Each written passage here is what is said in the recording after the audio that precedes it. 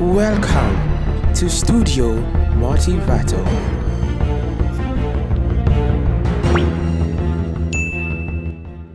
It's the one thing that we all have, the mind, right? But it's the one thing that we don't have a manual for. We buy a blender, we get a manual. Our iPhone comes with a manual. We get a car and it has a manual.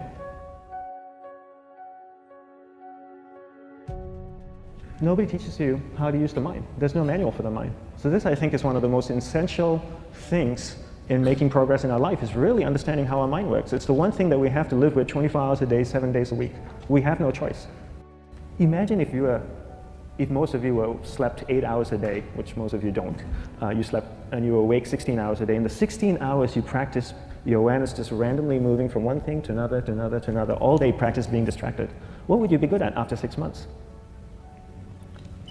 You did the 16 hours a day, you just allow your awareness to jump from one thing to another, to another. I'll tweet right now, I'll switch to text messaging, then I'll go to email, oh, my phone's ringing, so I'll answer the phone. And then somebody's speaking to me, so I'll have 2 conversations at one time. And I'll just do this 16 hours a day, 7 days a week. So you get it being good at distracted. After 1 year, you're an expert at being distracted. After a year and a half, they'll invite you to give keynote talks on being distracted. You're so good, you practice 16 hours a day. So the same works for the opposite. If you practice being concentrated 16 hours a day, what would you become good at? You become good at concentrating. And all it takes is practice. By just doing one thing at a time. Keeping your awareness on one thing at a time. And you integrate this into everything that you do in your life. So the best way to do it is pick a few opportunities in your everyday life. For example, we all speak with people. When I speak with somebody, I give them my undivided attention. I keep my awareness on them. And the conversation is really brief. Why? Because we're concentrated. We're not being distracted. A 10-minute conversation normally just takes 3 minutes because you're just so focused. I define concentration as the ability to keep that awareness on one thing for a prolonged period of time. So if I can keep my awareness on Eric and not drift away and think about the wedding, or drift away and think about the vacation, or what I'm going to do later, then I'm concentrating on Eric. Every time it drifts away, I bring it back. And the more I practice this, the more I practice concentration. So concentration is the ability to keep your awareness on one thing for a prolonged period of time. And that's a very simple definition of concentration. How do you get better at concentration? You practice this. You practice this 24 hours a day, 7 days a week. And it's the only way to get good at it. And what's the best way to practice it? The best way to practice it is to integrate it into everything that you do in your life. Not to meditate 10 minutes in the morning. It doesn't work. You really need to look at your life the same way a sprinter in the Olympics looks at his life. You've all heard of Usain Bolt, the man that won the gold medal twice, 2 Olympics in a row, broke the world record. I don't know anything about him, to be honest.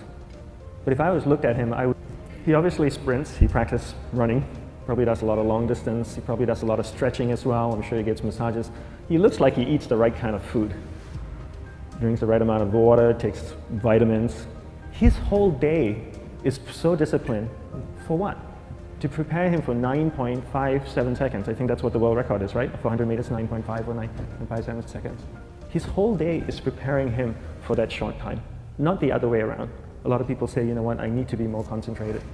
So you know what, I'm going to meditate in the morning, I'll sit down for 2 minutes.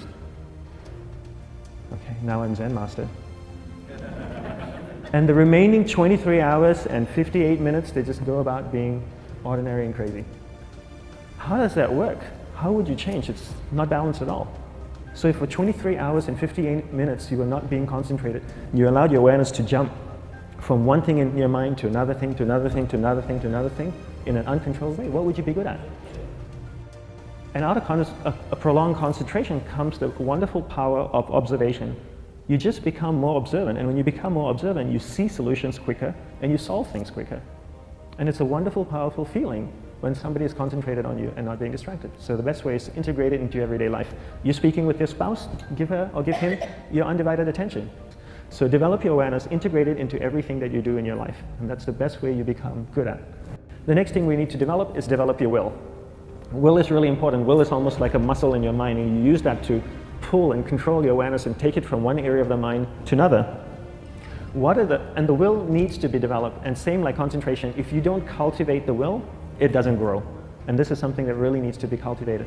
How do you develop the will? There's 3 very simple ways to develop the will. One is you finish what you begin. 2 is you finish it well, beyond your expectation, no matter how long it takes. 3 is you do a little bit more than you think you can do.